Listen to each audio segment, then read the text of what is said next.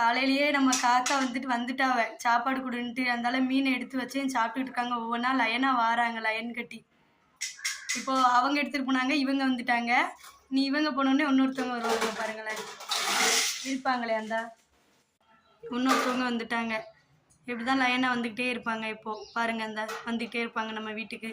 அந்த டப்பாவில் எப்போதுமே தண்ணி இருக்கும், அந்த தண்ணியை குடிச்சிக்கிடுவாங்க. அப்புறம் அந்த சாப்பாட்டையும் சாப்பிட்டுக்கிடுவாங்க, வைக்கிற சாப்பாட்டையும் சாப்பிட்டுக்கிடுவாங்க.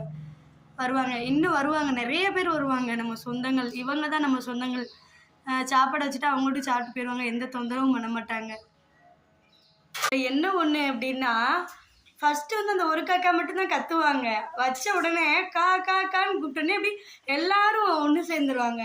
ஒரு சண்டை நடந்துகிட்டு இருக்கு, தெருவில் ஒரு சண்டை நடக்குது அப்படின்னா, அந்த சண்டையை பார்க்க எப்படி நம்ம ஆர்வமாக எல்லாரும் வீட்டை வாசலை விட்டு இப்படி எட்டி பார்ப்போம்.